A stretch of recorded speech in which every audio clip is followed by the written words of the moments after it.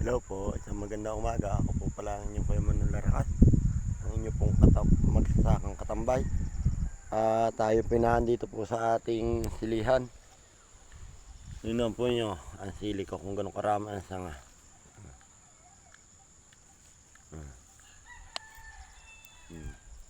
Yun, ang dami ang sanga. Pagka ganyan karami ang sanga ng sili, ito po pala isang tip sa ating pong mga farmer. Ano po? Ari po ay sa mga baguhan po lamang. Sa mga hindi naman po baguhan, okay lang po. Ari po na may tip laang. Sa ating po mga katambay ni magsasakang katambay ay ari po ay tip po at baka po sakali makatulong po sa inyo. Ito pong aking siling, ito po may edad na almost 30 to 40 days simula pagkatanim. Ito po binili ko pong pula. Yan po kasi kaya ganyan karami ang sanga ay pagkatanim ko after 15 days tinanggalan ko na po ng talbos at nang para po maparami po natin ang sanga kasi itong sili napakagaling bumunga, kaso nga lang kung saan yung may mga talbos niya doon lang siya may nabunga at saka pagdami po ng talbos niya pagdami rin po ng bunga niya. Yan po nakikita na ninyo, bulaklak na yan o bunga na yan, maliliit pa lang. Kaya nga pala ang gawa ko dyan, yung unang mga bunga, palibhasa tayo ngayon mga hybrid ang ating itinatanim, atin munang tinatanggal. Kasi pag hindi mo tinanggal kagad yung unang bunga, yun ay madaling mamatay ang puno.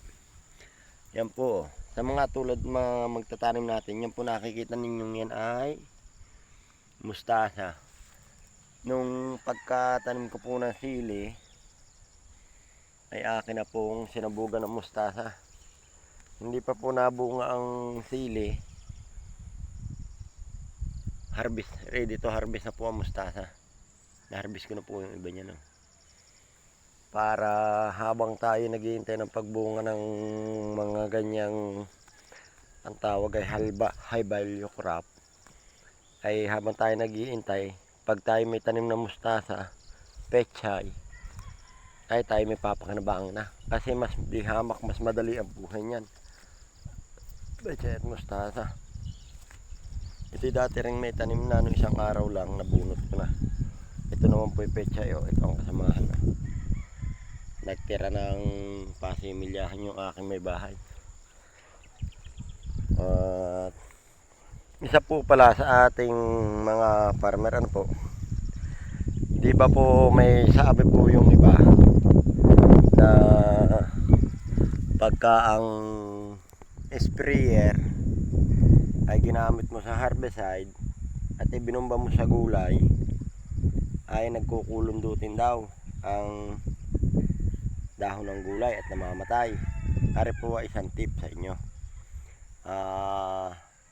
Pag po ang ibubumba ninyo ay nagbumba po kayo ng herbicide o pandamo, pampatay ng damo, at kinakailangan naman yung bumbahin ng gulay, pag ang ibubumba po ninyo sa gulay ay pulyar, ay wag po kayong maniwalang hindi nyo pwedeng gamitin ang sprayer. Kasi ang gulay, ang herbicide po, pag ginamitan ang inyong ibubumbay pulyar, daig po ng pulyar ang power ng herbicide pag pulyar na.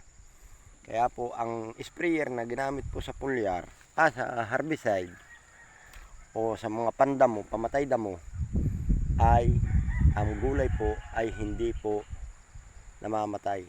Pero may isa pong herbicide o pamatay damo na hawag po nyong gagamitan ang inyong sprayer. Yun po ay yung pangalan na 2,4-D. Kasi po ang 2,4-D, may isa pong chemical na sangka po ang 2,4-D na hanggang sa ngayon, palibhasa po ay sa unang nangyari yan 2,4-D, hanggang sa ngayon ay wala pong chemical na makatapat sa lakas ng pagpatay ng 2,4-D. Kaya po pag ang ginamit po nyo sa inyong sprayer ay 2,4-D, wag na wag po nyong gagamitin sa panggulay na pambumba sa gulay. Kahit na po gamitan ninyo ng foliar fertilizer. Kasi ang 2,4-D may chemical po talaga na hindi po kayang tapatan ng kahit na anong panda mo ngayon. Yan lamang po sa ating mga magsasakang katambay. Maraming po salamat. Bye bye.